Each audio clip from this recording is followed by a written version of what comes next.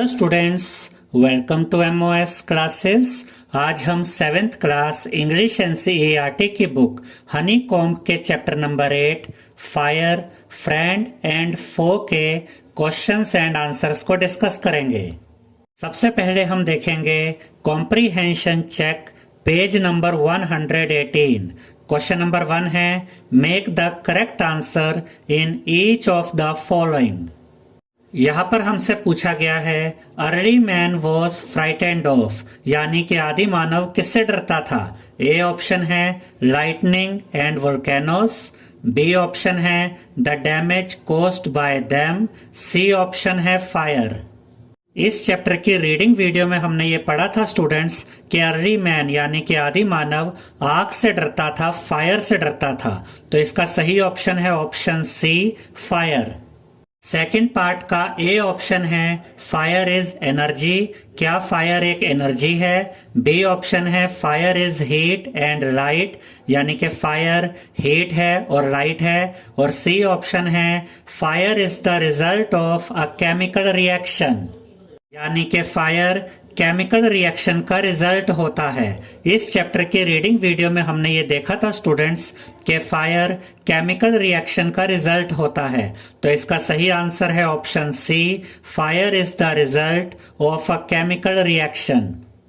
Question number 2 है, from the boxes given below choose the one with the correct order of the following sentences. यहाँ पर हमें ये 4 sentence दिए गए हैं और यहाँ पर 4 बॉक्सेस में हमें इन सेंटेंसेस के ऑर्डर दिए गए हैं, यानी कि कौन सा सेंटेंस पहले आएगा, कौन सा सेंटेंस उसके बाद आएगा, तीसरे नंबर पे कौन सा सेंटेंस आएगा और लास्ट कौन सा सेंटेंस होगा। और हमें यह बताना है कि इन 4 बॉक्सेस में से इन सेंटेंसेस का सही ऑर्डर किस बॉक्स में दिया गया है। फर्स्ट सेंटेंस है that is fire, second sentence है a chemical reaction takes place, third sentence है energy in the form of heat and light is released, fourth sentence है oxygen combines with carbon and hydrogen. तो इन 4 sentences का सही order fourth box में यानी कि इस बॉक्स में दिया गया है। सबसे पहले फोर्थ सेंटेंस आना चाहिए, उसके बाद सेकंड सेंटेंस आना चाहिए, उसके बाद थर्ड सेंटेंस आना चाहिए और सबसे एंड में फर्स्ट सेंटेंस आना चाहिए। अब हम इसे कैसे पढ़ेंगे, oxygen combines with carbon and hydrogen. जब ऑक्सीजन कार्बन और हाइड्रोजन के साथ मिल जाती है a chemical reaction takes place, तो एक केमिकल रिएक्शन होता है। Energy in the form of heat and light is released, और तब एनर्जी रिलीज होती है हीट और लाइट के रूप में, दैट इज फायर, इसे हम आग कहते हैं। इसका सही आंसर है 4, 2, 3, 1, यानी कि फोर्थ सेंटेंस सबसे पहले आएगा, उसके बाद सेकंड सेंटेंस आएगा, उसके बाद थर्ड सेंटेंस आएगा और सबसे एंड में फर्स्ट सेंटेंस आएगा। अब हम देखेंगे working with the text, page number 119। Question number 1 है, what do you understand by the flash point of a fuel, यानी कि फ्यूल के फ्लैश पॉइंट से आप क्या समझते हैं। इसे हम ऐसे भी कह सकते हैं कि फ्यूल का फ्लैश पॉइंट क्या होता है। इसका आंसर है the temperature at which a fuel begins to burn is called its flash point. इसका ये मतलब है कि वो टेम्परेचर जिस पर एक फ्यूल जलना शुरू हो जाता है, उस टेम्परेचर को उस फ्यूल का फ्लैश पॉइंट कहते हैं। इसे हम ऐसे भी कह सकते हैं कि जिस टेम्परेचर पर कोई फ्यूल आग पकड़ लेता है, उस टेम्परेचर को उस फ्यूल का फ्लैश पॉइंट कहते हैं। क्वेश्चन नंबर 2 का फर्स्ट पार्ट है, what are some common uses of fire, यानी कि हमें फायर के कुछ कॉमन यूजेस बताने हैं। तो इसका आंसर है fire is commonly used to cook food, warm our homes in winter and to generate electricity, यानी कि आग का इस्तेमाल खाना बनाने के लिए किया जाता है, सर्दियों में घरों को गर्म करने के लिए किया जाता है और इलेक्ट्रिसिटी जनरेट करने के लिए यानी कि बिजली पैदा करने के लिए भी किया जाता है। सेकंड पार्ट है in what sense is it a bad master, यानी कि जो आग है वो स्वामी के रूप में बुरी क्यों होती है। इसका आंसर है fire is a bad master if it goes out of control. इसका ये मतलब है कि आग स्वामी के रूप में बुरी होती है जब वो आउट ऑफ कंट्रोल हो जाती है, काबू से बाहर हो जाती है। क्वेश्चन नंबर 3 में हमें कॉलम ए और कॉलम बी को मैच करना है। कॉलम ए में हमें दिया गया है fuel, oxygen and heat. Column B में हमें दिया गया है lighted matchstick, air, coal, burning coal, wood, smouldering paper, cooking gas. Fuel के सामने हम लिखेंगे कोल, वुड, कुकिंग गैस क्योंकि ये तीनों फ्यूल हैं। ऑक्सीजन के सामने हम लिखेंगे एयर क्योंकि ऑक्सीजन एयर से मिलती है। हीट के सामने हम लिखेंगे lighted matchstick, burning coal, smouldering paper क्योंकि माचिस की तीली जलाने से भी हीट प्रोड्यूस होती है, कोयले को जलाने से भी हीट प्रोड्यूस होती है और जो धीमे धीमे जलता हुआ पेपर होता है उससे भी हीट प्रोड्यूस होती है। क्वेश्चन नंबर 4 है what are the 3 main ways in which a fire can be controlled और पुट आउट। इसका ये मतलब है कि वो कौन से 3 तरीके हैं जिससे हम आग को कंट्रोल कर सकते हैं या आग को बुझा सकते हैं। तो इसका आंसर है we can control fire in 3 ways by taking away the fuel, by preventing oxygen from reaching it and by removing the heat. इसका यह मतलब है कि अगर हम फ्यूल को दूर ले जाए, फ्यूल को उस जगह से हटा दें तो आग बुझ जाती है। दूसरा तरीका यह है कि अगर आप ऑक्सीजन को आग वाली जगह तक पहुंचने से रोक देते हैं तो आग को ऑक्सीजन मिलना बंद हो जाती है और आग बुझ जाती है। तीसरा तरीका यह है कि अगर आप हीट रिमूव कर देते हैं, हीट खत्म कर देते हैं, तब भी आग बुझ जाती है। क्वेश्चन नंबर 5 में हमें बॉक्स ए और बॉक्स बी के आइटम्स को मैच करना है। बॉक्स ए में हमें दिया गया है टू बर्न पेपर और a piece of would.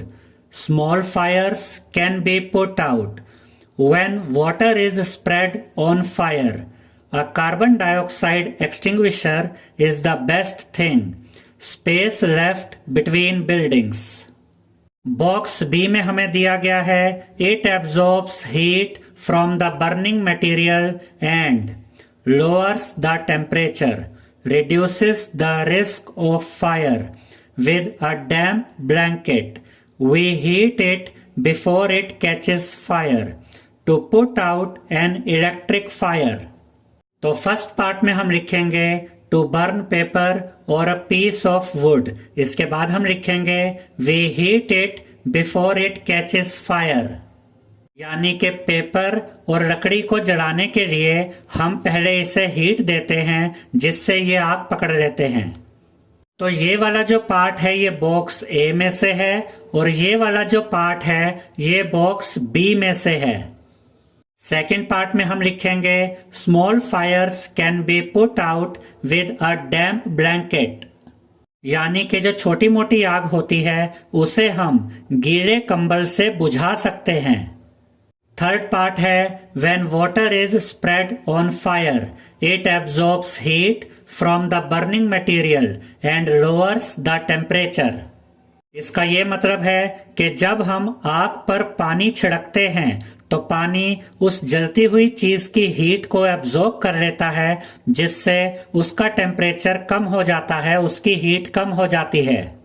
Fourth part है a carbon dioxide extinguisher is the best thing to put out an electrical fire.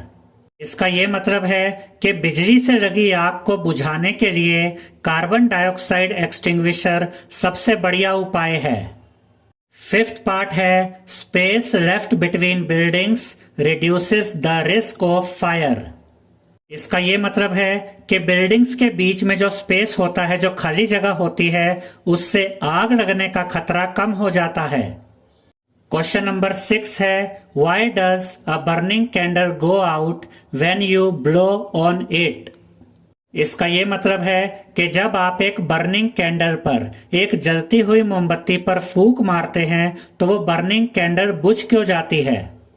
इसका आंसर है, when we blow on a burning candle, we remove the hot air around the flame, bringing down its temperature below the flash point and the candle goes out. इसका ये मतलब है कि जब हम जलती हुई मोमबत्ती पर फूंक मारते हैं तो फ्लेम के आसपास, यानी कि लपट के आसपास जो गर्म हवा होती है उसका टेम्परेचर फ्लैश पॉइंट से नीचे आ जाता है, जिससे मोमबत्ती बुझ जाती है। क्वेश्चन नंबर 7 है, spraying water is not a good way of putting out an oil fire और an electrical fire, why not? इसका ये मतलब है कि तेल से लगी आग और बिजली से लगी आग को पानी से क्यों नहीं बुझाना चाहिए? इसका आंसर है, if water is spread on oil fire, oil floats to the top of the water and continue to burn and water can flow quickly, carrying the burning oil with it and spreading the fire. इसका ये मतलब है कि अगर हम तेल से लगी आग पर पानी फेंकते हैं, पानी छिड़कते हैं, तो जो तेल होता है वो पानी के ऊपर तैरने लगता है और जलता रहता है और पानी तेजी से फ्लो करता है, पानी तेजी से बहता है, जिसकी वजह से जलता हुआ तेल उसके साथ फैलता चला जाता है, जिससे आग भी फैल जाती है। इसलिए हमें तेल से लगी आग को पानी से नहीं बुझाना चाहिए। अब हम देखेंगे कि बिजली से लगी आग को पानी से क्यों नहीं बुझाना चाहिए। If a person throws water on electrical fire, he might get an electric shock and be killed. इसका ये मतलब है कि अगर कोई व्यक्ति बिजली से लगी आग पर पानी फेंकता है तो उसे इलेक्ट्रिक शॉक लग सकता है, उसे बिजली का झटका लग सकता है, जिससे उसकी जान जा सकती है। क्वेश्चन नंबर 8 है, what are some of the things you should do to prevent a fire at home and in the school?